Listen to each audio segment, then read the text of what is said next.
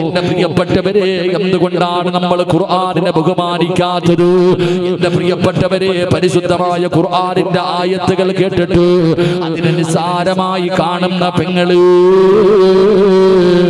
നിനക്ക് അല്ലാഹു തരുന്ന ശിക്ഷ എന്തെന്നറിയുമോ? നിന്നെ കുറിച്ച് അല്ലാഹു പറഞ്ഞതെന്നറിയുമോ? അല്ലാഹുവിന്റെ പരിശുദ്ധമായ കലാം കേട്ടിട്ട് അതിനെ പരിഗണിക്കാത്തവർ, അതിന് സ്ഥാനം കൊടുക്കാത്തവർ, അതിന് നിസ്സാരമായി കാണുന്നവർ, അവർക്ക് പടച്ചറപ്പ് കൊടുക്കുന്ന ശിക്ഷ എന്തെന്നറിയുമോ? പരിശുദ്ധമായ ഖുർആൻ എവിടെന്ന് പറഞ്ഞു തരികയോ? അല്ലാഹുവിന്റെ വിശുദ്ധമായ ഖുർആനിന്റെ ആയത്തുകൾ കേട്ടിട്ട് അതിനെ നിസ്സാരമായി കാണുന്ന മനുഷ്യ, നിനക്ക് അല്ലാഹു തരുന്ന ശിക്ഷ എന്താ? നിന്നെ കുറിച്ച് അല്ലാഹു പറഞ്ഞതെന്തെന്നറിയുമോ? നിന്നെ കുറിച്ച് പരിശുദ്ധമായ ഖുർആനിലൂടെ പടച്ചറപ്പ് പറഞ്ഞതെന്താ? എന്റെ പ്രിയപ്പെട്ടവരെ, ഖുർആൻ പറയുകയാണ്, ഒന്നാമതായിട്ട് അല്ലാഹു പറയുകയാ, പരിശുദ്ധമായ ഖുർആനിന്റെ ആയത്തുകൾ കേട്ടിട്ട് അതിനെ നിസ്സാരമായി കാണുന്നവർ, അതിനെ അവഗണിക്കുന്നവർക്ക് അല്ലാഹു കൊടുക്കുന്ന ശിക്ഷ എന്താ? അല്ലാഹുവിന്റെ വിശുദ്ധമായ ഖുർആൻ എവിടെന്ന് ഒന്നാമതായി പറഞ്ഞു തരികയാണ്. ഇങ്ങനെയുള്ള മനുഷ്യനെ കുറിച്ച് അല്ലാഹു പറയുകയാ, ഒന്നാമതായിട്ട് പടച്ചറപ്പ് പറയുകയാണ്, വമൻ അളിലമു മിമ്മൻ ദുക്കിറ ബിആയാതി റബ്ബിഹി ഫഅറള അൻഹാ വനസിയ മാ ഖദ്ദമത് യദാ. അല്ലാഹുവിന്റെ വിശുദ്ധമായ ഖുർആൻ എവിടെന്ന് പറഞ്ഞു തരികയാണ്. അല്ലാഹുവിന്റെ വിശുദ്ധമായ ഖുർആനിന്റെ ആയത്തുകൾ നിന്റെ മുന്നിൽ ഓതപ്പെട്ടിട്ട് നീ അതിനെ പരിഗണിക്കാതെ വരുമ്പോ, അതിനെ നിസ്സാരമായി കാണുമ്പോ, അതിനെ അവഗണിക്കുമ്പോ, അതിനെ പടച്ചവനെ ആ പറയുന്ന കൽപ്പനകൾ അനുസരിക്കാതെ വരുമ്പോ, അങ്ങനെയുള്ള മനുഷ്യനെ കുറിച്ച് ഈ ലോകത്തിന്റെ അധിപനായ കൊലപാതകളല്ല, അല്ലാഹുവിന്റെ പള്ളികൾ പൊളിച്ചു കളയുന്നവരല്ല, അല്ലാഹുവിന്റെ പരിശുദ്ധമായ ഖുർആൻ കേട്ടിട്ട് അതിനെ നിസ്സാരമാക്കി കളയുന്നവനെ, നീയാണടാ ലോകത്തിലെ ഏറ്റവും വലിയ അക്രമിയെന്ന് അല്ലാഹുവിന്റെ വിശുദ്ധ ഖുർആൻ. പരിശുദ്ധമായ ഖുർആൻ കേട്ടിട്ട് അതിനെ നിസ്സാരമായി കാണുന്ന മനുഷ്യൻ, അതിനെങ്ങനെ അവഗണിക്കുകയാ? ഇത് ഉസ്താദന്മാർക്ക് മാത്രമുള്ളതാ, അല്ലെങ്കിൽ പ്രായമുള്ള വാപ്പമാർക്കുള്ളതാ? നമുക്കിങ്ങനെ മരയ്ക്കാറും അതുപോലെ തന്നെ എന്താപ്പ ചുരുളി എന്തൊക്കെ ഉണ്ട്, ഇതൊക്കെ നമുക്കുള്ളത്, നമുക്കിതൊക്കെയാ. എന്റെ പ്രിയപ്പെട്ട സഹോദരങ്ങളെ, അല്ലാഹുവിന്റെ വിശുദ്ധമായ ഖുർആൻ കേട്ടിട്ട് നീ നിസ്സാരമാക്കുന്നുണ്ടോ? എത്ര ആയത്ത് നീ പഠിച്ചിട്ടുണ്ട്? എത്ര ആയത്തുകളുടെ അർത്ഥം നീ കേട്ടിട്ടുണ്ട്? ഈ ഖുർആനിന്റെ ആയത്തുകൾ ഓതിയിട്ട് 2 മണിക്കൂർ ഉസ്താദന്മാര് നിനക്ക് വഴുത് പറഞ്ഞു തരുമ്പോ നീ ഇങ്ങനെ ഇരിക്കുക വെടി കൊണ്ടതുപോലെ, എന്നിട്ട് ഇറങ്ങി അങ്ങോട്ട് പോകാ. എന്റെ പ്രിയപ്പെട്ടവരെ, ഈ ഖുർആനിന്റെ ആയത്തുകൾ നിന്റെ മുന്നിൽ പറയപ്പെട്ടു, നീ ഗ്രഹിക്കുന്നില്ല, നീ പരിഗണിക്കുന്നില്ലെങ്കിൽ നീയാടാ ഏറ്റവും വലിയ അക്രമി. ആരാ പറഞ്ഞത്? അല്ലയാ പറഞ്ഞത് നീ ഏറ്റവും വലിയ അക്രമിയാണെന്ന്. അല്ലാഹു നമ്മളെ കാത്തിരക്ഷിക്കുമാറാകട്ടെ. നീയാണ് ഏറ്റവും വലിയ അക്രമി എന്ന് പരിശുദ്ധമായ ഖുർആൻ നമുക്ക് പഠിപ്പിക്കുകയാ. അല്ലാഹു സുബ്ഹാനഹു വ തആല പറയുന്നു, നീ ഏറ്റവും വലിയ അക്രമിയാ. എന്റെ പ്രിയപ്പെട്ടവരെ, ഖുർആൻ രണ്ടാമതായി പറയുകയാണ്, പരിശുദ്ധമായ ഖുർആനിന്റെ ആയത്തുകൾ അവഗണിക്കുന്ന പെങ്ങള്, രണ്ടാമതായിട്ട് പടച്ചറപ്പ് പറയുകയാ, നിസ്സാരമായി കാണരുത്. ഇത് കളിയല്ല, ഇത് തമാശയല്ല, ഇത് തീക്കളിയാണ് ചെറുപ്പക്കാരാ.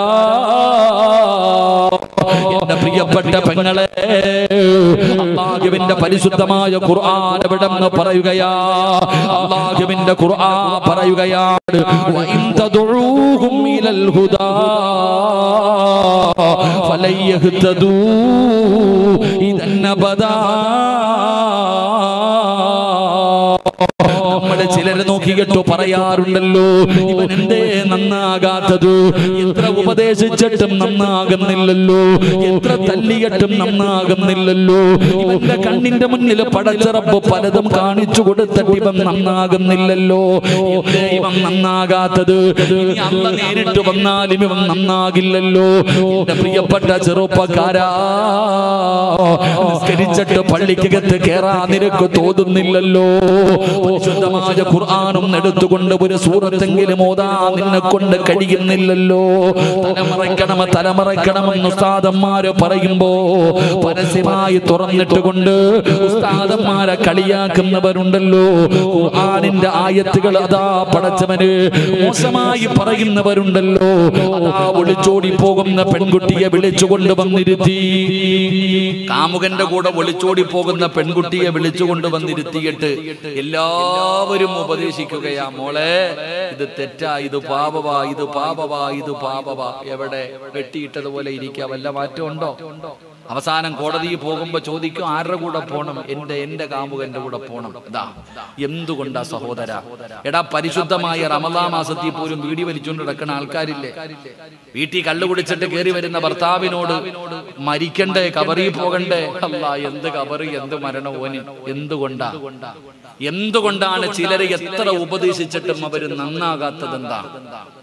എത്ര വയല് കെട്ടിട്ടും നമുക്ക് നന്നാകാൻ പറ്റുന്നില്ലെങ്കിൽ, നിന്റെ കള്ളുകുടി നിർത്താൻ പറ്റുന്നില്ലെങ്കിൽ, നിന്റെ മോശമായ സ്വഭാവങ്ങൾ നിനക്ക് നിർത്താൻ പറ്റുന്നില്ലെങ്കിൽ, അള്ളാഹുവിന്റെ ഖുർആൻ പറയുകയാ, ഖുർആൻ പറയുന്നത് നിസാരമാക്കുന്ന മനുഷ്യൻ പിന്നെ അവൻ അള്ളാഹു നന്നാക്കില്ല. മനസ്സിലാക്കിക്കോ. അള്ളാഹു പറയുകയാണ്, അവന്റെ ഹൃദയം അള്ളാഹു അടച്ചങ്ങ് വെക്കും, രണ്ട് ചെവിയും അടച്ചു കളയും അള്ളാഹു. പരിശുദ്ധമായ ഖുർആന പറയുന്നത്, അല്ലാഹു സുബ്ഹാനഹു വ തആല അവന്റെ ഹൃദയം അല്ലാഹു അങ്ങ് സീല് വെക്കും, പിന്നെ ഒന്നും അതിനകത്ത് കേറൂല. ഉമ്മ മരിക്കൂന്ന് പറഞ്ഞാലും തൂങ്ങൂന്ന് പറഞ്ഞാലും എത്ര കരഞ്ഞാലും കേറൂല. അല്ലാഹ് ചെവി തന്നെ അടച്ചു കളയും. പറയുന്നത് കേട്ടാലല്ലേ തോന്നുകയുള്ളൂ. അള്ളാന്റെ ഖുർആൻ പറയുകയാ, പരിശുദ്ധമായ ഖുർആൻ കേട്ടിട്ട് അതിനെ നിസാരമാക്കുന്ന മനുഷ്യൻ അള്ളാഹു കൊടുക്കുന്ന രണ്ടാമത്തെ ശിക്ഷ, അവന്റെ ഹൃദയത്തിൽ ഹിദായത്ത് ഉണ്ടാകില്ല, അവൻ നന്നാകില്ല. അള്ളാഹു കാത്തിരക്ഷിക്കുമാറാകട്ടെ. ഉറക്കപ്പറ, അള്ളാഹു കാത്തിരക്ഷിക്കുമാറാകട്ടെ. അള്ളാഹു കാത്തിരക്ഷിക്കുമാറാകട്ടെ. എന്റെ പ്രിയപ്പെട്ട സഹോദരങ്ങളെ, അള്ളാഹു കൊടുക്കുന്ന രണ്ടാമത്തെ ശിക്ഷ. ഇനി മുതൽ ഖുർആനിന്റെ ആയത്ത് കേൾക്കുമ്പോ, ഖുർആനിന്റെ ആയത്തുകൾ കേൾക്കുമ്പോ നിങ്ങൾ ശ്രദ്ധിക്കണം, നിസാരമാക്കരുത്. നിസാരമാക്കുന്നതിലൂടെ പിന്നെ നിന്റെ ജീവിതം പോയി, അള്ളാഹ് നിന്നെ കൈവിട്ട് കളയും. അള്ളാഹു നമ്മളെ കാത്തിരക്ഷിക്കുമാറാകട്ടെ. മൂന്നാമതായിട്ട് അള്ളാഹു പറയുകയാ, പരിശുദ്ധമായ ഖുർആനിലൂടെ പടച്ചറബ് മൂന്നാമതായി പറയുകയാണ്, അള്ളാഹുവിന്റെ ഖുർആനിനെ അവഗണിക്കുന്ന മനുഷ്യ, അള്ളാഹു പറയുകയാ, വമൻ അളിലമു മിമ്മൻ ദുക്കിറ ബിആയാതി റബ്ബിഹി ثم أعرض عنها إنا من المجرمين منتقمون. അല്ലാഹുവിന്റെ പരിശുദ്ധമായ ഖുർആൻ എവിടെന്ന് പറഞ്ഞു തരികയാ, നിനക്ക് കഠിനമായ ശിക്ഷയുണ്ടടാ. അല്ലാഹു ഓർമ്മപ്പെടുത്തുകയാണ്, പരിശുദ്ധമായ ഖുർആൻ കേട്ടിട്ട് അവഗണിച്ചു നടക്കുന്നവരോട് അല്ലാഹു പറയുകയാണ്, നിനക്ക് വലിയ ശിക്ഷ ഞാൻ ഒരുക്കി വെച്ചിട്ടുണ്ട്. സാധാരണ ശിക്ഷയല്ലോ, സാധാരണ ശിക്ഷയല്ലോ, കഠിനമായ ശിക്ഷയാണ് നിനക്ക് വേണ്ടി ഞാൻ ഒരുക്കി വെച്ചിരിക്കുന്നതെന്ന് പരിശുദ്ധമായ ഖുർആൻ എവിടെന്ന് പറയുമ്പോ, എന്റെ പ്രിയപ്പെട്ട ചെറുപ്പക്കാരാ, മനസ്സിലാക്കാൻ ഒരു ചരിത്രം പറഞ്ഞു തരട്ടെ. എന്തു മറന്നാലും മറക്കാത്ത ചില കാര്യങ്ങളുണ്ട് ചെറുപ്പക്കാരാ. അല്ലാഹുവേ,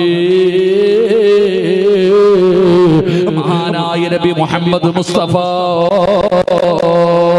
സല്ലല്ലാഹു അലൈഹി വസല്ലമ തങ്ങളുടെ സ്വഹാബികളുടെ ചരിത്രം എടുത്തു നോക്കൂ. ഒരു ചെറുപ്പക്കാരന്റെ ചരിത്രം പറയുകയാണ്. അല്ലാഹുവേ, യുദ്ധത്തിന് വേണ്ടി പോകുമ്പോ സഹാബികളുടെ കൂടെ യുദ്ധത്തിന് വേണ്ടി കടന്നു പോവുകയാണ്. ഒരു നാട്ടിലേക്ക് ചെന്ന് കിടന്നപ്പോ ഒരു സുന്ദരിയായ ജൂത പെണ്ണിനെ കാണുകയാ. അവളെ കണ്ടപ്പോ, അവളുടെ സൗന്ദര്യം കണ്ടപ്പോ അവളോട് പ്രണയം തോന്നുകയാണ്, അവളോട് ആഗ്രഹം തോന്നുകയാണ്. അവസാനം പടച്ചവനെ, ഈ ചെറുപ്പക്കാരനായ സഹാബിയുണ്ടല്ലോ, ആ പെണ്ണിന്റെ ചാരത്ത് ചെന്നിട്ട് പറയുകയാ, എനിക്ക് നിന്നെ വല്ലാത്ത ഇഷ്ടമാണ്, എനിക്ക് നിന്റെ കൂടൊപ്പം ജീവിക്കണം. ആ സമയത്ത് ആ ജൂത പെണ്ണ് പറയുകയാ, എന്റെ മതത്തിലേക്ക് കടന്നു വന്നാൽ നമുക്കിനി ഒരുമിച്ച് ജീവിക്കാം. അങ്ങനെ യുദ്ധത്തിന് വേണ്ടി കടന്നുപോയ സ്വഹാബിയുണ്ടല്ലോ, ഒരു പെണ്ണിന്റെ എന്റെ കൂടെ ജീവിക്കുന്നതിന് വേണ്ടി അവിടെ നിന്ന് മതം മാറുകയാണ്. ചരിത്രം പറയുകയാണ് ആ യുദ്ധം പോലും പരാജയപ്പെട്ടു പോയി. അവസാനം ഒരുപാട് കാലങ്ങൾ കഴിഞ്ഞു. അന്ന് യുദ്ധത്തിന് പോയ കൂട്ടത്തിലുണ്ടായിരുന്ന ഒരു സ്വഹാബി ഉണ്ടല്ലോ, ആ നാട്ടിലൂടെ യാത്ര ചെയ്യുമ്പോ ഈ ചെറുപ്പക്കാരനെ കുറിച്ച് ചിന്തിക്കുകയാണ്. അവസാനം അവിടെ നിന്ന് വീട് കണ്ടുപിടിച്ചു. പണ്ട് കൂടെ വന്നതാണല്ലോ, മതം മാറി വിവാഹം കഴിച്ചതാണല്ലോ. അവസാനം ആ സഹാബിയുടെ ചാരത്ത് നിന്നോ എല്ലാ കാര്യങ്ങളും ചോദിച്ചു. അവസാനം പിരിയുമ്പോ അവിടെ നിന്ന് ചോദിച്ചു, നീ അല്ലാഹുവിന്റെ ഖുർആന് പഠിച്ച ഹാഫിളായിരുന്നല്ലോ, നീ അല്ലാഹുവിന്റെ ഖുർആനിന്റെ 114 അധ്യായങ്ങൾ കാണാതെ പഠിച്ച ഒരു മനുഷ്യനായിരുന്നല്ലോ. ആ സ്വഹാബി സാധാരണ ഒരു സഹാബിയായിരുന്നില്ല, ഹാഫിളായിരുന്നു.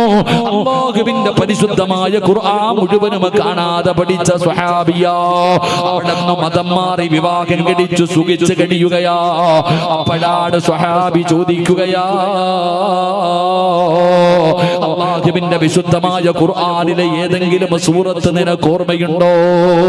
അല്ലാഹുവിന്റെ ഖുർആൻ മുഴുവനും കാണാതെ പഠിച്ചവനായിരുന്നല്ലോ, എന്തെങ്കിലും നിനക്ക് ഓർമ്മയുണ്ടോ? ഏതെങ്കിലും ഒരു സൂറത്ത് ഓർമ്മയുണ്ടോ? ആ സമയത്ത് ആ ചെറുപ്പക്കാരൻ പറയുകയാ, അല്ലാഹുവിന്റെ വിശുദ്ധമായ ഖുർആനിലെ സർവ്വ ആയത്തുകളും ഞാൻ മറന്നുപോയി. ഒരേ ഒരായത്ത് മാത്രമേ എനിക്ക് ഓർമ്മയുള്ളൂ, ഒന്നു മാത്രം ഞാൻ മറന്നിട്ടില്ല. എല്ലാ ആയത്തുകളും മറന്നുപോയാൽ 114 സൂറത്തുകളിൽ 6600 പരം വരുന്ന ആയത്തുകളിലെല്ലാം ഞാൻ മറന്നു. ഒരേ ഒരായത്ത് മാത്രം മറന്നില്ല. ഏതായത്തെന്നറിയുമോ? ഏതായത്തെന്നറിയുമോ? വത്തഖൂ യൗമന തുർജഊന ഫീഹി ഇലല്ലാഹ്.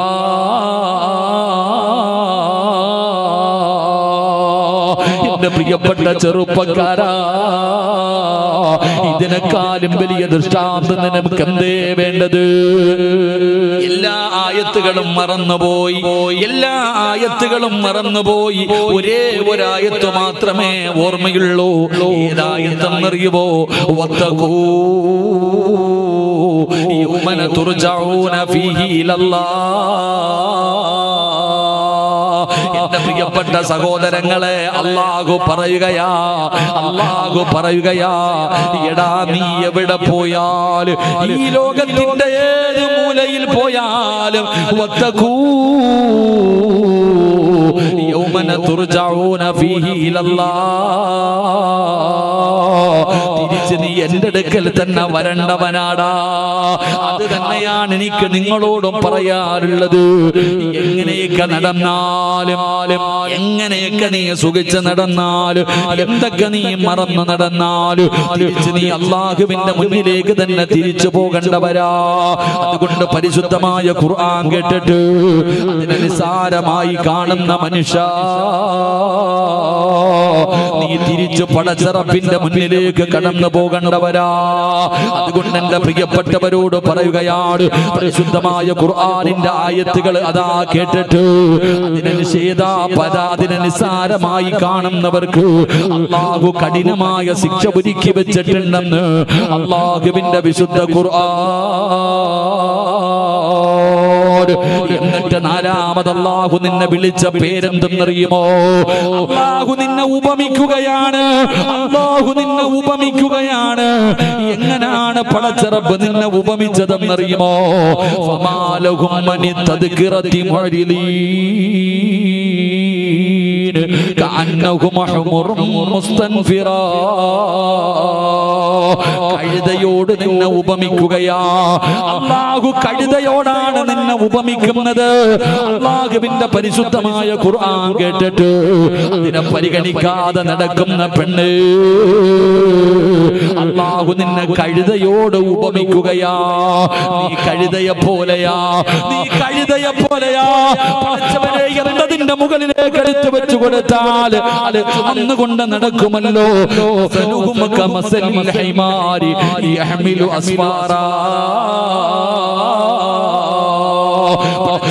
ചുമന്നുകൊണ്ട് നടക്കുകയാണ്. നീ ചിന്തിക്കാത്തത്, നീ ചിന്തിക്കാത്തത് കളിയല്ലല്ലോ, തമാശയല്ലല്ലോ. അല്ലാഹുവിന്റെ പരിശുദ്ധമായ ഖുർആൻ നിനക്ക് കളിക്കാറുള്ളതല്ല, അത് നിനക്ക് അവഗണിക്കാറുള്ളതല്ല. അത് നിനക്കൊരു മാതൃകയായി പടച്ചറപ്പ് തന്നതാണല്ലോ, നിനക്കൊരു മാർഗദർശനമാണല്ലോ, നിനക്കൊരു പ്രബോധനമാണല്ലോ, നിനക്കൊരു വഴിയാണല്ലോ. നീ അതിനെ പരിഗണിക്കുന്നില്ല. പ്രിയപ്പെട്ട പെങ്ങളെ, കഴുതയെ പോലെയാകല്ലോ, കഴുതയെ പോലെയാകല്ലോ. അല്ലാഹുവിന്റെ ഖുർആൻ കേട്ടിട്ട് അവഗണിക്കുന്നവര് അല്ലാഹു അവിടുന്ന് കഴുതയോടോട് ഉപമിക്കുകയാണ്. എന്റെ പ്രിയപ്പെട്ടവരെ, അഞ്ചാമത്തെ കാര്യമെന്താ?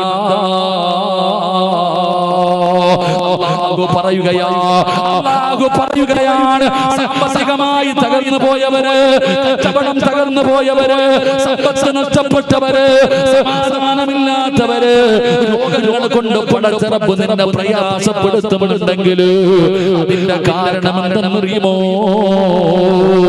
അല്ലാഹു പറയുകയാ വമൻ അറള അൻ ദിക്രി فإن له معيشة ضنكا ونحشره يوم القيامة أعمى قال رب لم حشرتني أعمى وقد كنت بصيرا قال كذلك أتتك آياتنا فنسيتها وكذلك اليوم تنسى. അഞ്ചാമത്തെ ശിക്ഷ എന്തെന്നറിയുമോ? അഞ്ചാമത്തെ ശിക്ഷ എന്തെന്നറിയുമോ? നിന്റെ ദുനിയാവും ആഖിറവും അല്ലാഹു ഇടുക്കി കളയുമെന്ന് അല്ലാഹുവിന്റെ വിശുദ്ധമായ ഖുർആൻ. അല്ലാഹുവിന്റെ ഖുർആനാ പറയുന്നത്, സിറാജ് ഹദീസല്ല പറഞ്ഞത്. അല്ലാഹുവിന്റെ പരിശുദ്ധമായ ഖുർആനിന്റെ ആയത്തുകൾ ഓതിയിട്ടാണ് ഞാൻ നിങ്ങൾക്ക് പറഞ്ഞു തരുന്നത്. ഒരു ഹദീസ് പോലും ഞാൻ ഇവിടെ പറഞ്ഞിട്ടില്ല. പറഞ്ഞത് മുഴുവനും അല്ലാഹുവിന്റെ പരിശുദ്ധമായ ഖുർആനിന്റെ ആയത്തുകളാ. അല്ലാഹു നിന്റെ സമ്പത്ത് മുഴുവനും തകർക്കുമടാ, നിന്റെ കച്ചവടം മുഴുവനും തകർക്കുകയാണ്.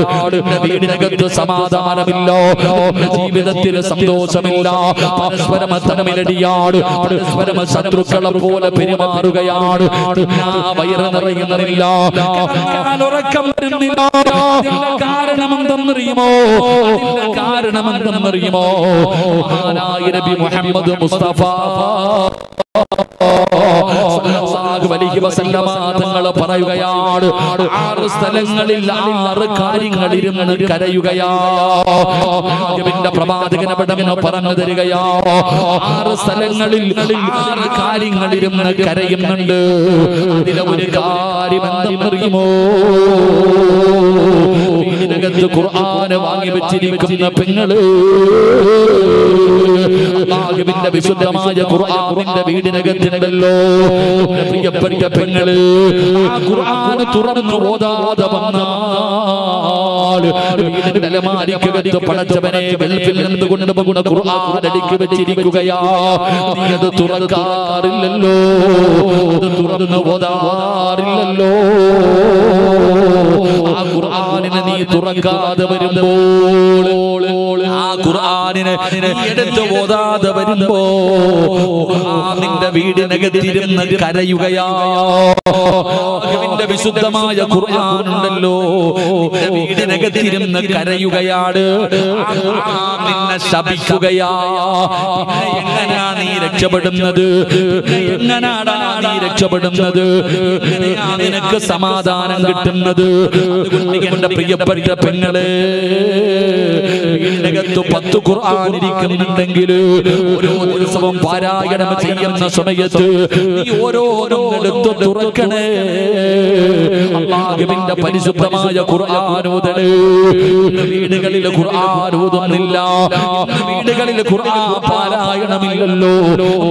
മഹാനായ പ്രവാചകൻ നബി മുഹമ്മദ് മുസ്തഫ സല്ലല്ലാഹു അലൈഹി വസല്ലമ തങ്ങൾ പഠിപ്പിക്കുകയാണ്.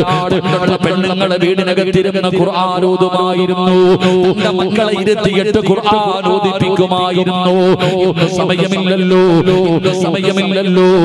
ആകെ പണ്ടത്തെ കാലത്തൊക്കെ മഗ്രിബ് നമസ്കാരം കഴിഞ്ഞാൽ പടച്ചവനെ വീടിനകത്തിരുന്ന് ഖുർആൻ ഓതുന്ന ഒരു കാലമുണ്ടായിരുന്നു. ഇതിന്റെ വെളിയിലൂടെ പോകുന്നവർക്ക് പോലും വീടിനകത്തിരുന്ന് ഖുർആൻ ഓതുന്ന ശബ്ദം കേൾക്കാം. പക്ഷേ ഇന്നൊക്കെ മാറിയല്ലോ, ഇന്നൊക്കെ മാറിയല്ലോ. പ്രിയപ്പെട്ട പെങ്ങള് ഫുളൈൽ ഇബ്നു ഇയാദ് റളിയല്ലാഹു തആല അൻഹു കാലഘട്ടങ്ങളെ കുറിച്ച് പഠിക്കാൻ ഒരു ചരിത്രം പറഞ്ഞു തരാം. ഫുളൈൽ ഇബ്നു ഇയാദ് എന്ന് പറയുന്ന ചെറുപ്പക്കാരൻ കൊള്ളക്കാരുടെ നേതാവാ, സംഘത്തിന്റെ നേതാവാ. പടച്ചവനെ ഏതെങ്കിലും ഒരു പെണ്ണിനെ ഇഷ്ടപ്പെട്ടു കഴിഞ്ഞാൽ പടച്ചവനെ അവളുമായി ശാരീരികമായി ബന്ധപ്പെടുമായിരുന്നു. ഇങ്ങനെയും ആ പെണ്ണിനെ കീഴ്പ്പെടുത്തുമായിരുന്നു. ആനായ ഫുളൈൽ ഇബ്നു ഇയാദ് റളിയല്ലാഹു തആല അൻഹു ഒരു പെണ്ണിനെ കാണുകയാ, ഒരു സാലിഹത്തായ പെണ്ണിനെ കാണുകയാ. എത്ര നോക്കിയിട്ടും അവൾ പരിഗണിക്കുന്നില്ല, എന്തൊക്കെ ചെയ്തിട്ടും അവിടെ വഴങ്ങി കൊടുക്കുന്നില്ല. അവസാന പാതിരാത്രിയിൽ ഫുളൈൽ ഇബ്നു ഇയാദ് എന്ന് പറയുന്ന ചെറുപ്പക്കാരനുണ്ടല്ലോ, ആ പെണ്ണിന്റെ വീടിന്റെ മതില് ചാടുകയാ. പാതിരാത്രി ആരുമില്ലാത്ത സമയത്ത് ആ പെണ്ണിന്റെ വീടിനകത്തേക്ക് വാതില് തല്ലി പൊളിച്ചിട്ട് കയറുകയാണ്. അവിടെ നിന്ന് വീടിന്റെ വാതില് തല്ലി പൊളിച്ചു. ആരും അറിയാതെ വീടിനകത്ത് കയറുകയാ. ആ സുന്ദരിയായ പെണ്ണിനോട് തന്റെ ആഗ്രഹം പറയുമ്പോ സാധിച്ചു കൊടുക്കുന്നില്ല. എന്ന് പറയുന്ന ചെറുപ്പക്കാരനുണ്ടല്ലോ, ആ പെണ്ണിനെ വ്യഭിചരിക്കാൻ പോകുകയാണ്, ആ പെണ്ണിനെ പീഡിപ്പിക്കാൻ പോകുകയാണ്, ബലാത്സംഗം ചെയ്യാൻ പോകുകയാണ്, ആ പെണ്ണിനെ ശാരീരികമായിട്ട് അവിടെ നിന്ന് തകർക്കുകയാ. അവസാനം ആ പെണ്ണിന്റെ രണ്ട് കാലുകൾക്ക് നടുവില് എന്ന് പറയുന്ന ചെറുപ്പക്കാരൻ തന്റെ ആഗ്രഹം സാധിപ്പിക്കുന്നതിന് വേണ്ടി കടന്നു ചെല്ലുമ്പോ വീട്ടിലിരുന്നിട്ട് പരിശുദ്ധമായ ഖുർആൻ ഓതുന്നത് കേൾക്കുകയാ. ആ പെണ്ണിന്റെ വീടിന്റെ പരിസരത്ത് ഒരു ഉമ്മ ഇരുന്നിട്ട് അല്ലാഹുവിന്റെ ഖുർആൻ ഓതുകയാ. ഏതായത്ത് അറിയുമോ? ലം യഅനില്ലദീന ആമനൂ അൻ തഖ്ശഅ ഖുലൂബുഹും ലിദിക്രില്ലാഹ്. ഒരു പെണ്ണിനെ വ്യഭിചരിക്കാൻ പോകുമ്പോ, ഒരു പെണ്ണിനെ ബലാത്സംഗം ചെയ്യാൻ തയ്യാറെടുക്കുമ്പോ അടുത്ത വീട്ടിലിരുന്നിട്ട് ഉമ്മ ഖുർആൻ ഓതുകയാണ്. ലം യഅനില്ലദീന ആമനൂ അൻ തഖ്ശഅ ഖുലൂബുഹും ലിദിക്രില്ലാഹ്. പടച്ചവനെ നന്നാകാ സമയമായില്ലേ, നന്നാകാ സമയമായില്ലേ.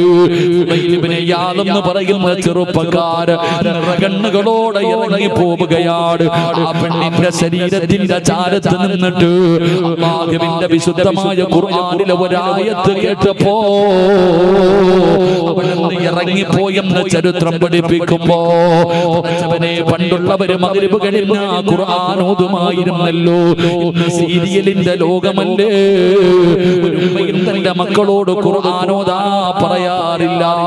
അവിടുന്ന് പറയും പഠിക്കടാ പഠിക്കടാ പഠിക്കടാ, ട്യൂഷന് പഠിക്കണമല്ലോ, സ്കൂളിലെ പഠിക്കണമല്ലോ. ഖുർആൻ ഓതാൻ സമ്മതിക്കുന്നില്ല. അവിടുന്ന് പഠിപ്പിക്കുകയാ. എന്തിനു വേണ്ടി എന്നറിയുമോ? മക്കള് നല്ല നിലയിലെത്താരാ, മക്കൾക്ക് നല്ല ഭാവി ഉണ്ടാകാനാ. മഹാനായ സയ്യിദുനാ ഉസ്മാൻ ഇബ്നു അഫ്ഫാൻ റളിയല്ലാഹു തആല അൻഹു, മഹാനായ ഇബ്നു മസ്ഊദ് റളിയല്ലാഹു തആല അൻഹു സക്കറാത്തിന്റെ അവസ്ഥയിൽ കിടക്കുകയാ. ഇബ്നു മസ്ഊദ് തങ്ങൾ മരണത്തോട് മല്ലിച്ചുകൊണ്ട് കിടക്കുമ്പോ ഉസ്മാൻ തങ്ങൾ കടന്നു വരികയാണ്. അല്ലാഹുവേ, കൂടെ ഒരുപാട് സ്വഹാബികളുണ്ട്. എല്ലാവരും കൂടെ വീടിനകത്ത് കടന്നു വന്നു. ഇബ്നു മസ്ഊദ് തങ്ങളുടെ ചാരത്ത് വന്നു. ഇബ്നു മസ്ഊദ് തങ്ങളുടെ ചാരത്ത് വന്നു. എന്നിട്ട് റബ്ബേ, കുറച്ചു പൈസ എടുത്തിട്ട് ഇബ്നു മസ്ഊദ് തങ്ങളുടെ കയ്യിൽ കൊടുക്കുകയാ.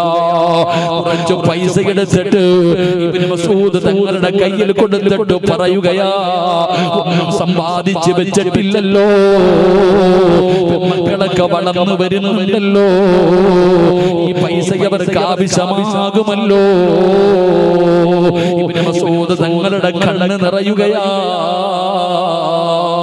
സക്കറാത്തിന്റെ അവസ്ഥയിൽ കിടക്കുന്ന സഹാബിയോട് പൈസ കൊണ്ടുവന്ന് കൊടുത്തിട്ട്, പെൺമക്കളാണല്ലോ, അവരെ വിവാഹം കഴിച്ച് കൊടുക്കണമല്ലോ, ഒരുപാട് പണത്തിന്റെ ആവശ്യമുണ്ടാകുമല്ലോ എന്ന് പറഞ്ഞുകൊണ്ട് പൈസ കൊടുത്ത് സഹായിക്കുമ്പോ അവിടുന്ന് കരയുകയാ, അവിടുന്ന് കരയുകയാ. എന്തിനാ ഇബ്നു മസ്ഊദേ കരയുന്നത്? ഉസ്മാനേ, മുത്തുനബി പറഞ്ഞത് നിനക്ക് ഓർമ്മയില്ലേ? പഠിക്കൂ പെൺമക്കള്, പെൺമക്കളുള്ള മാതാപിതാക്കള് പഠിച്ചോ. ഇബ്നു മസ്ഊദ് തങ്ങൾ പറയുകയാണ്, എന്റെ പെൺമക്കളുടെ വിവാഹം എങ്ങനെ നടക്കുമെന്നതിനെ കുറിച്ച് എനിക്കൊരു പേടിയില്ല, എനിക്ക് യാതൊരു ടെൻഷനുമില്ല. കാരണം എന്തെന്നറിയുമോ?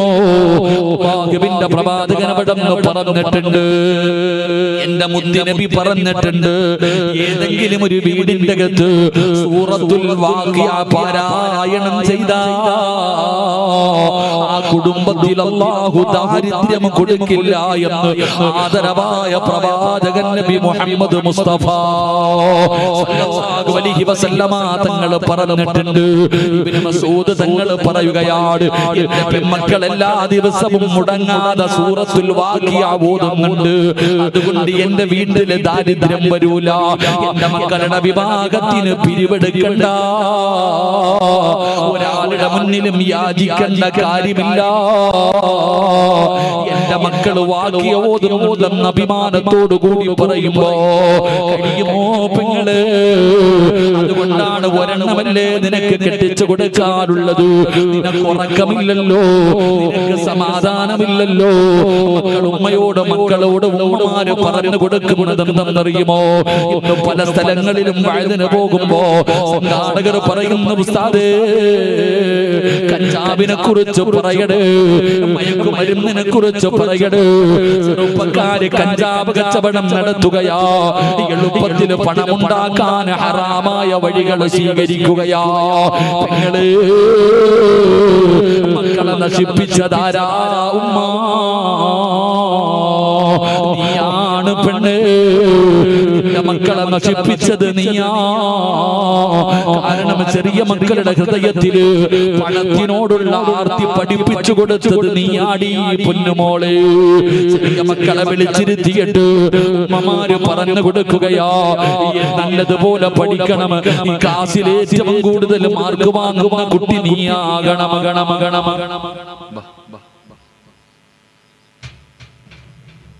പേരെന്താ?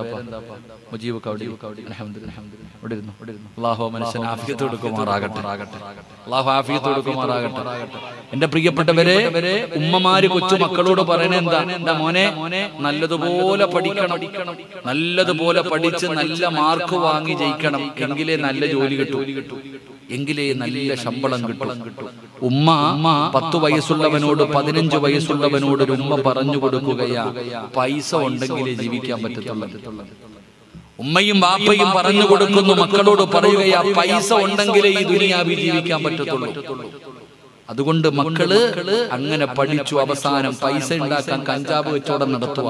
നിന്റെ മക്കളെ പിഴപ്പിച്ചത് നീയാ പെണ്ണെ, നിന്റെ ആർത്തി, നിന്റെ അത്യാഗ്രഹം. 10ാം ക്ലാസ്സിലും +1നും +2നും പഠിക്കുന്ന മക്കൾ, 18ഉം 20ഉം വയസ്സുള്ള മക്കള് മയക്കുമരുന്ന് കഞ്ചാവ് അടിച്ച് നടക്ക. നിന്റെ ആർത്തിയാടി നിന്റെ മക്കളെ പിഴപ്പിച്ചതല്ലാതെ വേറെ ആരുമല്ല. ചെറിയ മക്കളോട് പണത്തിനെ കുറിച്ച് പഠിപ്പിച്ചു കൊടുത്തത് നീയാ, നിന്റെ അത്യാഗ്രഹം. എങ്കിൽ എന്തുകൊണ്ട് നീ ചരിത്രം നോക്കുന്നില്ല? മഹാനായ സഹാബികളുടെ ചരിത്രം അറിയുമല്ലോ എന്റെ പ്രിയപ്പെട്ടവരെ. എത്രയോ സഹാബികൾ, മഹാനായ അല്ലാഹുവിന്റെ അള്ളാഹുവിന്റെ പ്രവാചകൻ സല്ലല്ലാഹു അലൈഹി വസല്ലമ തങ്ങളുടെ സഹാബത്തിന്റെ ചരിത്രം വായിച്ചിരുന്നെങ്കിൽ നിനക്കിങ്ങനെ പെരുമാറാൻ കഴിയില്ല.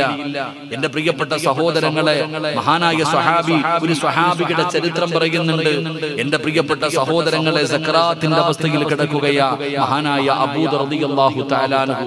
അബൂദർ എന്ന് പറയുന്ന പാവപ്പെട്ട സ്വഹാബി സക്കറാത്തിന്റെ അവസ്ഥയിൽ കിടക്കുമ്പോൾ തന്റെ ഭാര്യയെയും മക്കളെയും അടുത്തു വിളിച്ചു. അബൂദർ റളിയല്ലാഹു തആല അൻഹു തന്റെ ഭാര്യയെയും മക്കളെയും അടുത്തു വിളിച്ചു. എന്നിട്ട് തന്റെ മക്കളോട് പറഞ്ഞു, വാപ്പയുടെ മരണമെടുത്തു, വാപ്പയുടെ മരണമെടുത്തു. വാപ്പ നിങ്ങൾക്ക് വേണ്ടി ഒന്നും സമ്പാദിച്ചു വെച്ചിട്ടില്ല. അബൂദർ റളിയല്ലാഹു തആല അൻഹു തന്റെ പ്രിയപ്പെട്ട മക്കളോട് പറഞ്ഞു കൊടുക്കുകയാ, നിങ്ങൾക്കൊക്കെ മക്കളെ പിടിച്ചു മടിയിൽ കിടത്തിയിട്ട് പറഞ്ഞു കൊടുക്കാനുള്ള ഒരു കഥയാ ഞാൻ പറയുന്നേ. അബൂദർ എന്ന് പറയുന്ന സ്വഹാബി സാധാരണ ഒരു സഹാബിയല്ല. അബൂദർ റളിയല്ലാഹു തആല അൻഹു എന്ന് പറയുന്ന സ്വഹാബിയുടെ മഹത്വം അറിയണമെങ്കിൽ മഹാനായ ആദരവായ പ്രവാചകൻ നബി മുഹമ്മദ് മുസ്തഫ സല്ലല്ലാഹു അലൈഹി വസല്ലമ തങ്ങളും ജിബ്രീൽ എന്ന് പറയുന്ന മലക്ക് രണ്ടുപേരും ഇങ്ങനെ സംസാരിച്ചു കൊണ്ടിരിക്കുമ്പോ ഈ അബൂദർ ഇങ്ങനെ നടന്നുപോയി. അല്ലാഹുവിന്റെ പ്രവാചകനും ജിബ്രീൽ അലൈഹിസ്സലാമും സംസാരിച്ചു കൊണ്ടിരിക്കുമ്പോ അബൂദർ റളിയല്ലാഹു തആല അൻഹു മുന്നിലൂടെ നടന്നുപോയി. ഈ സമയത്ത് ജിബ്രീൽ എന്ന് പറയുന്ന മലക്ക് ചോദിച്ചു, നബിയെ, ആ പോകുന്നത് അബൂദർ അല്ലേ നബിയെ? ഉദാഹരണം പറഞ്ഞ ഇപ്പൊ ഞാൻ ഇങ്ങനെ വഅദ് പറഞ്ഞുകൊണ്ടിരിക്കുകയാ. ഈ വഅദിന് പറഞ്ഞുകൊണ്ടിരിക്കുമ്പോ ഇതിലെ ഒരാൾ പോകുമ്പോ ഞാൻ ചോദിക്കുക, അത് പോണ അബൂബക്കർ അല്ലേ? അപ്പൊ നിങ്ങൾ ചിന്തിക്കുക, ഈ ചങ്ങാതിക്ക് എങ്ങനെ ഇയാൾ അറിയാം? ജിബ്രീൽ അലൈഹിസ്സലാം ചോദിച്ചു, നബി, ആ പോകുന്നത് അബൂദർ അല്ലേ? റസൂലുള്ളാഹി തങ്ങളുടെ കണ്ണ് തള്ളിപ്പോയി. അവിടെ നിന്ന് ചോദിച്ചു, ജിബ്രീലെ, എന്റെ അബൂദറിനെ നിനക്ക് എങ്ങനെ അറിയാം? ഈ പോകുന്നത് അബൂദറാണെന്ന് നിനക്ക് എങ്ങനെ അറിയാം? എനിക്കറിയാം നബിയെ. എനിക്ക് മാത്രമല്ല, ഇന്നഹു ലഫീ മലകൂതി സമാവാതി സബഉ ഫിൽ അശ്ഹുറു ഫിൽ അർളി, 7 ആകാശത്തിലുള്ള ഏത് മലക്കിനോട് ചോദിച്ചാലും ആ സഹാബിയുടെ പേര് പറയും. ഈ അബൂദറിനെ 7 ആകാശത്തിലുള്ള ഏത് മലക്കിനോട് ചോദിച്ചാലും പറഞ്ഞു തരും. അത്രയ്ക്കും മലക്കുകൾ ഇഷ്ടപ്പെട്ട സഹാബി. ഈ സ്വഹാബിക്ക് ഒരു സ്വഭാവമുണ്ട്, നാളത്തേക്ക് വേണ്ടി ഒന്നും കരുതി വെക്കാറില്ല. നാളത്തേക്ക് വേണ്ടി ഒന്നും കരുതി വെക്കാറില്ല. എന്ത് കിട്ടിയാലും പാവങ്ങൾക്ക് കൊടുക്കും. ഇതാ സ്വഭാവം. അവസാനം അബൂദർ റളിയല്ലാഹു തആല അൻഹു മരിക്കാൻ കിടക്കുന്ന സമയം തന്റെ മക്കളെ വിളിച്ചിരുത്തിയിട്ട് ഉപദേശിച്ചു, മക്കളെ, വാപ്പാനോട് വെറുപ്പ് തോന്നരുത്, നിങ്ങൾ ഉപ്പാനെ വെറുക്കരുത്. നിങ്ങൾക്ക് വേണ്ടി ഉപ്പ ഇന്നു വരെ ഒന്നും ചെയ്തു വെച്ചിട്ടില്ല, ഒന്നും കരുതി വെച്ചിട്ടില്ല.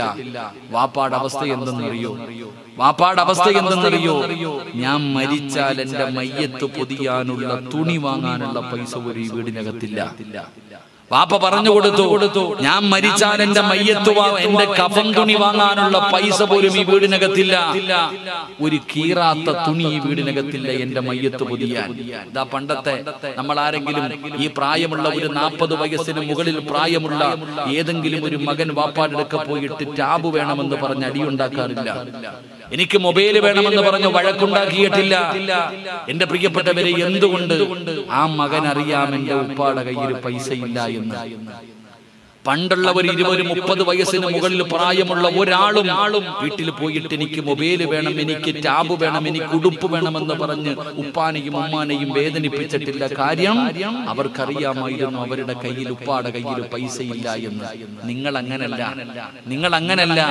നിങ്ങൾ പട്ടിണി കിടന്നാലും നിങ്ങളുടെ മക്കൾക്ക് നിങ്ങൾ വാങ്ങിക്കൊടുക്കും. കടം പേടിച്ചിട്ടാണെങ്കിലും നിങ്ങൾ വാങ്ങിക്കൊടുക്കും. അവസാനം അവൻ ചോദിച്ചത് വാങ്ങിക്കൊടുക്കാതെ വരുമ്പോ റൂമിനകത്ത് കയറിയിട്ട് കഥകടച്ച ഫാനി കെട്ടി തൂങ്ങിച്ചാവും. അള്ളാഹു കാത്തിരക്ഷിക്കുമാറാകട്ടെ. എന്തുകൊണ്ടെന്നറിയോ? പണ്ടുള്ള പെണ്ണുങ്ങള്, എനിക്കിപ്പോഴും ഓർമ്മയുണ്ട്, പണ്ട് നമ്മളൊക്കെ ഭക്ഷണം കഴിക്കുമ്പോ ഒരൽപ്പം ഭക്ഷണം താഴെ വീണാൽ ആ താഴെ വീണ ഭക്ഷണം എടുത്ത് പാത്രത്തിലിട്ട് ഉമ്മ പറയും, മോനെ, ഇതേ ഉള്ളു മോനെ, വേറെ ഒന്നും ഇല്ലടാ, ഇത് തന്നെ ഉപ്പ എത്ര കഷ്ടപ്പെട്ടിട്ടാ കൊണ്ടുവന്നത് എന്ന് പറഞ്ഞ് താഴെ വീണ ഭക്ഷണം പോലും എടുത്തു തന്നിട്ട് നമ്മുടെ ഉമ്മ നമ്മളെ കൊണ്ട് തീറ്റിപ്പിച്ചിട്ട് ആ ഭക്ഷണം ഉണ്ടാക്കിയത് എങ്ങനെയാണെന്ന് നമുക്ക് പഠിപ്പിച്ചു തന്നു. ഇന്നോ ഒരു പാത്രം ചോറെടുത്തിട്ട് കൊണ്ട് വലിച്ചെറിഞ്ഞാലും നമ്മുടെ ഭാര്യമാര് പറഞ്ഞു കൊടുക്കാറില്ല. നമ്മൾ മനസ്സിലാക്കേണ്ടത്, പറഞ്ഞു കൊടുക്കണം, സഹോദര, നിന്റെ ജോലി എന്താ, നിന്റെ ശമ്പളം എന്താ. നീ എങ്ങനെയാണ് ഈ പൈസ ഉണ്ടാക്കുന്നത് എന്ന് നിന്റെ മക്കൾക്ക് നീ പഠിപ്പിച്ചു കൊടു. മോനെ, രാവിലെ മുതൽ ഉച്ചവരെ വെയിൽ കൊണ്ട് ഈ ഉപ്പ കടന്ന് തന്റെ രക്തം വിയർപ്പാക്കി കിളച്ചാൽ എനിക്ക് കിട്ടുന്നത് 600 രൂപയാടാ. പഠിപ്പിച്ചു കൊടുക്കണം മക്കൾക്ക്. ഉപ്പാടെ അടുക്കൽ വന്നിട്ട് ചോദിക്കുമ്പോൾ ഉപ്പാടെ കയ്യിൽ പൈസ ഇല്ല മക്കളെ, പഠിപ്പിച്ചു കൊടുക്കണം. എന്റെ പ്രിയപ്പെട്ടവരെ, അബൂ റളിയല്ലാഹു തആല അൻഹു മരിക്കാൻ കിടക്കുന്ന സമയം തന്റെ ഭാര്യയെയും മക്കളെയും അടുത്ത് വിളിച്ചിരുത്തിയിട്ട് പറഞ്ഞു കൊടുത്തു, കഫൻ തുണി വാങ്ങാൻ എന്റെ കയ്യിൽ പൈസ ഇല്ല, എന്നാൽ ഒരു തുണിയെടുത്ത് പൊതിയാമെന്ന് വെച്ചാൽ കീറാത്ത ഒരു തുണിയും ഈ വീടിനകത്തില്ല. പക്ഷേ നിങ്ങൾ പേടിക്കണ്ട. അപ്പോഴും ആ സ്വഹാബി പറഞ്ഞു കൊടുത്തു, നിങ്ങൾ പേടിക്കണ്ട, ഞാൻ മരിച്ചു കഴിഞ്ഞാൽ എന്റെ മയ്യത്ത് കുളിപ്പിച്ചിട്ട് വെള്ള തുണി വെച്ച് പൊതിഞ്ഞിട്ട് റോഡിൽ കൊണ്ടുപോയി വെക്കണം, വഴിയിൽ കൊണ്ടുപോയി വെക്കണം. കാരണം ആ സ്വഹാബിയുടെ വീടിന്റെ അടുക്ക് വേറെ ആരുടെയും വീടില്ല, ഒറ്റയ്ക്കൊരു വീട്. നാട് കടത്തപ്പെട്ടതാണ് ഈ സ്വഹാബിയെ. എന്തിന്റെ പേരിൽ? പൈസ സൂക്ഷിക്കുന്നവന്മാരുടെ വീടിന്റെ മുന്നിൽ പോയി നിന്നിട്ട് വഅദ് പറഞ്ഞതിന്റെ പേരിൽ. കൊട്ടാരം പണിതവന്മാർ സമ്പാദ്യം കൂട്ടിവച്ചിരിക്കുന്നവരുടെ വീടിന്റെ മുന്നിൽ പോയിട്ട് പറയും, കൊടുക്കടാ പാവങ്ങൾക്ക്, ഇല്ലെങ്കിൽ നാളെ നിന്റെ കഴുത്തിൽ അല്ലാഹു പരലോകത്ത് വെച്ചത് തൂക്കിയിടും. ഇങ്ങനെ പരാതി കാരണം നാട് കടത്തപ്പെട്ട സ്വഹാബി. ഈ സ്വഹാബിയുടെ മയ്യത്ത് പറഞ്ഞു കൊടുത്തു, ഞാൻ മരിച്ചാൽ എന്റെ മയ്യത്ത് റോഡിൽ കൊണ്ടുവച്ചിട്ട് നിങ്ങൾ വഴിയോരത്ത് കാത്തു നിൽക്കണം. ഉംറ കഴിഞ്ഞിട്ട് വരുന്നവരെ കണ്ടാ പറയണം, കഫൻ തുണിയാണ് ഈ കിടക്കുന്നത്, സ്വഹാബിയാണ്, റസൂലുള്ളാഹി തങ്ങളുടെ സഹാബിയ, നിങ്ങളുടെ ഇഹ്റാമിന്റെ വസ്ത്രത്തിൽ പൊതിഞ്ഞിട്ട് കബറടക്കാൻ പറഞ്ഞാ മതി. വാപ്പ പഠിപ്പിച്ചു കൊടുത്തു മക്കൾക്ക്. അബൂ റളിയല്ലാഹു തആല അവിടെ നിന്ന് മരണപ്പെട്ടു. മക്കള് കുളിപ്പിച്ചു. അവിടെ നിന്ന് ജനാസ ചുമന്നുകൊണ്ട് ജനങ്ങൾ നടന്നു പോകുന്ന വഴിയിൽ കൊണ്ടുവച്ചിട്ട് ഈ മക്കൾ ഇങ്ങനെ കാത്തു നിൽക്കുകയാ. ഒരുപാട് കാത്തു നിന്നു. ഒരുപാട് സമയം കഴിഞ്ഞപ്പോ ഒരു സംഘം ഉംറ കഴിഞ്ഞു വരികയാ. ആ സംഘത്തിന്റെ നേതാവ് മഹാനായ സൽമാൻ അൽ ഫാരിസി റളിയല്ലാഹു തആല അൻഹു. എല്ലാവരും ഉംറ കഴിഞ്ഞു വരികയാണ്. ഈ മക്കൾ ഇങ്ങനെ വഴിയോരത്ത് തടഞ്ഞു നിർത്തിയിട്ട് പറഞ്ഞു, ഈ കിടക്കുന്നത് ഞങ്ങളുടെ വാപ്പയാ, അല്ലാഹുവിന്റെ പ്രവാചകൻ സല്ലല്ലാഹു അലൈഹി വസല്ലമ തങ്ങളുടെ സ്വഹാബിയ. കഫൻ തുണി വാങ്ങാൻ പോലും പൈസയില്ല. ഞങ്ങളുടെ ഉപ്പയെ കഫൻ പൊതിയാൻ ഒരു തുണി പോലും ഞങ്ങളുടെ വീടിന്റെ അകത്തില്ല. അതുകൊണ്ട് നിങ്ങളുടെ കയ്യിലിരിക്കുന്ന ഇഹ്റാമിന്റെ വസ്ത്രത്തിൽ ഞങ്ങളുടെ വാപ്പാനെ ഒന്ന് പൊതിഞ്ഞിട്ട് നിങ്ങൾ കബറടക്കണം. അല്ലാഹുവിന്റെ പ്രവാചകൻ സല്ലല്ലാഹു അലൈഹി വസല്ലമ തങ്ങളുടെ സ്വഹാബിയാണെന്ന് പറഞ്ഞപ്പോ സൽമാൻ തങ്ങൾ ചിന്തിച്ചു, ആരാ അല്ലാഹ് ഇത്രയും ദരിദ്രൻ, ഇത്രയും പാവപ്പെട്ടവനായ സഹാബിയാരാ, ഇത്രയും ദരിദ്രനായ സഹാബിയാരാ? മഹാനായ സഹാബി, മഹാനായ സൽമാൻ അൽ ഫാരിസി റളിയല്ലാഹു തആല അൻഹു ആ മുഖത്തിട്ടിരുന്ന തുണി ഉയർത്തി നോക്കിയപ്പോൾ കിടക്കുന്നു മഹാനായ അവിടുന്ന് സ്വഹാബി കിടക്കുന്നു മഹാനായ അബൂദറിൽ ഗിഫാരി റളിയല്ലാഹു തആല അൻഹു. അപ്പോഴാ സൽമാൻ തങ്ങൾ പറഞ്ഞത്, സദഖ റസൂലുള്ളാഹ്, എന്റെ മുത്തുനബി പറഞ്ഞത് സത്യമാ. എന്റെ പ്രിയപ്പെട്ടവരെ, നിങ്ങൾ പഠിക്കണം. നിങ്ങളുടെ മക്കളുടെ ഹൃദയത്തിന്റെ അകത്ത് പണത്തിനോടുള്ള ആർത്തിയല്ല പഠിപ്പിക്കേണ്ടത്. എന്റെ പ്രിയപ്പെട്ട പെങ്ങളെ, തന്റെ ഭർത്താവിനോട് ഹറാമായ പണം ഉണ്ടാക്കാനുള്ള വഴിയല്ല പറഞ്ഞു കൊടുക്കേണ്ടത്. നിനക്ക് പെൺമക്കൾ ഉണ്ടെങ്കിൽ നിന്റെ പെൺമക്കൾക്ക് ആരുടെ മുന്നിലും കൈനീട്ടാതെ ആ മക്കളെ അന്തസ്സോടുകൂടി കെട്ടിച്ചു വിടണമെന്ന് നിനക്ക് ആഗ്രഹമുണ്ടെങ്കിൽ ആ പെൺമക്കളെ പിടിച്ചിരുത്തിയിട്ട് സൂറത്തുൽ വാഖിയ പഠിപ്പിക്കുക, സൂറത്തുൽ വാഖിയ ഓതാൻ പഠിപ്പിക്ക്. എന്നിട്ട് പറയണം, ബാപ്പാ, നിർബന്ധമായിട്ടും മഗ്രിബിന്റെ ഇശാഇന്റെ ഇടയിൽ ഈ വീടിന്റെ അകത്ത് സൂറത്തുൽ വാഖിയ ഓതിയിരിക്കണം, നിർബന്ധമായിട്ടും ഓതിയിരിക്കണം. അങ്ങനെ നീ ഓതിപ്പിക്കുന്ന ഒരു വാപ്പയായാൽ നിനക്ക് ടെൻഷൻ വേണ്ട, നിനക്ക് പേടി വേണ്ട. ഒരാളുടെ മുന്നിലും നിനക്ക് കൈനീട്ടേണ്ട ഗതി അല്ലാഹു വരുത്തൂല. അതുകൊണ്ട് എന്റെ പ്രിയപ്പെട്ടവരോട് പറയുകയാണ്, ഖുർആൻ കരയുകയാ. എവിടെ ഇരുന്നെന്നറിയുവോ? നിന്റെ വീടിനകത്തിരുന്ന് കരയുകയാ. നിന്റെ വീടിനകത്തിരുന്ന് പരിശുദ്ധമായ ഖുർആൻ കരഞ്ഞാൽ ആ വീടിന്റെ അകത്ത് സമാധാനമുണ്ടാകുമോ? ആ വീടിനകത്ത് സന്തോഷമുണ്ടാകുമോ? അതുകൊണ്ട് എന്റെ പ്രിയപ്പെട്ടവരെ, ഇന്ന് നീ ഖുർആനിന്റെ ആയത്തുകൾ ഇത്രയും ഞാൻ പറഞ്ഞു തന്നാലും ഇവിടെ ഇറങ്ങി പോകുമ്പോ സർവ്വതും തീർന്നല്ലോ. പടച്ചവനെ ഇത്രയും നേരം പറഞ്ഞതൊന്നും ഓർമ്മയില്ലല്ലോ. നാളെ പരലോകത്ത് കടന്നു വരുമ്പോ ഈ ദുനിയാവിൽ നിനക്ക് ഇടുക്കമുള്ള ജീവിതമാണ്, ഈ ദുനിയാവ് നിനക്ക് നഷ്ടപ്പെടുകയാ. അല്ലാഹുവിന്റെ പരിശുദ്ധമായ ഖുർആൻ പറയുകയാ, അതാ ഖുർആൻ പറയുകയാണ്, വനഹ്ശുറുഹു യൗമൽ ഖിയാമത്തി അഅമാ. നാളെ പള്ളിപ്പറമ്പിലെ ഖബറിന്റെ അകത്ത് നിന്ന് എഴുന്നേറ്റ് വരുമ്പോ നിനക്ക് കണ്ണ് കാണുന്നില്ല, നിനക്ക് കണ്ണ് കേൾക്കൂല, നിനക്ക് കണ്ണ് കാണൂല. പഠിച്ചവരെ അന്ധയായി കണ്ണ് കാണാത്തവളെ പോലെ, ചെവി കേൾക്കാത്തവരെ പോലെ നീ നാളെ പരലോകത്തെ ഖബറിന്റെ അകത്ത് നിന്ന് എഴുന്നേറ്റ് വരുമ്പോ നീ അല്ലാഹുവേ വിളിച്ചു പറയുകയാ, ഖാല റബ്ബി ലിമ ഹസർതനി അമാ